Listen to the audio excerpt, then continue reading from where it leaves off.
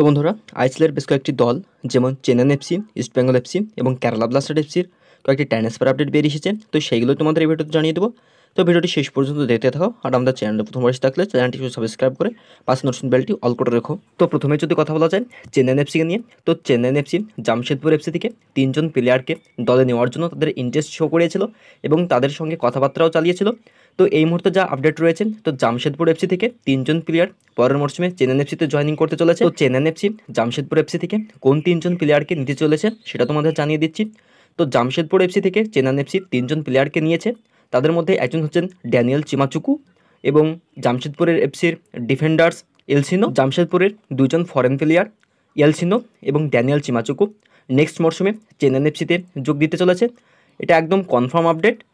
এবং তার সঙ্গে আরও একজন ইন্ডিয়ান প্লেয়ার জামশেদপুর এফসি থেকে চেন্নাই এফসিতে পরের মরশুমে খেলতে চলেছে, সেটা হচ্ছে লালদিন পুয়া। তো জামশেদপুর এফসি থেকে চেন্নাই এফসি এই 3জন প্লেয়ারকে সাইনিং করিয়ে নিয়েছে, এমনটাই আপডেট রয়েছে।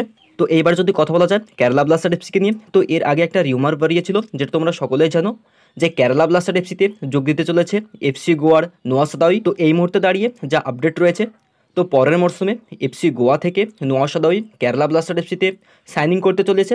তো এখনও পর্যন্ত যা আপডেট রয়েছে, নোয়া সাদাওয়ির সঙ্গে কেরালা ব্লাস্টার এফসির সাইনিং কমপ্লিট হয়ে গেছে, এমনটাই আপডেট রয়েছে। তো কেরালা ব্লাস্টার এফসি নোয়া সাদাওয়িকে 3 বছরের কন্ট্রাক্টে সাইনিং করে নিয়েছে, যেখানে নোয়া সাদাওয়ির কন্ট্রাক্টটা হচ্ছে 2+1, অর্থাৎ প্রথম 2 বছরে যদি নোয়া সাদাওয়ি ভালো খেলে তাহলে কেরালা ব্লাস্টার এফসি চাইলে নোয়া সাদাওয়িকে আরও একটা মরশুম রেখে দিতে পারে। তো এইরকমই ডিলে কেরালা ব্লাস্টার এফসি নোয়া সাদাওয়িকে সাইনিং করিয়ে নিয়েছে। তো কেরালা ব্লাস্টার এফসিতে নোয়া সাদাওয়ি যে কন্ট্রাক্টে সই করেছে তাতে নোয়া সাদাওয়ি প্রত্যেক বছরে 3 কোটি টাকা করে স্যালারি পাবে। তো নেক্সট মরশুমে কেরালা ব্লাস্টার এফসিতে আমরা নোয়া সাদাওয়িকে খেলতে দেখতে পাবো। তো এইবারে যদি কথা বলা যায় ইস্ট বেঙ্গল এফসিকে নিয়ে, তো ইস্ট বেঙ্গল এফসিতে ফিরতে চলেছে দেবজিৎ মজুমদার। তো এর আগে একটা রিউমার বাড়িয়েছিল যে দেবজিৎ মজুমদার ইস্ট বেঙ্গলে ফিরতে চলেছে।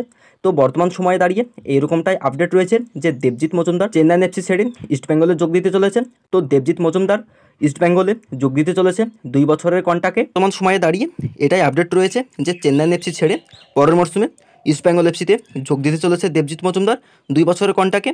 আর অপরদিকে চেন্নাই এফসি দেবজিৎ মজুমদারের জায়গায় মুম্বাই সিটি এফসির গোলকিপার মোহাম্মদ নওয়াজকে দলে নেওয়ার জন্য টার্গেট করেছে। সব কিছু ঠিকঠাক থাকলে দেবজিৎ মজুমদার পরের মরশুমে ইস্ট বেঙ্গল এফসিতে যোগ দিতে চলেছে।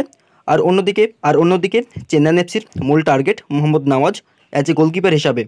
তো বন্ধুরা, এই ভিডিওতে এই আপডেটগুলি জানানো ছিল। তো ভিডিওটি ভালো লেগে থাকলে অবশ্যই লাইক করে দিও, শেয়ার করে দিও।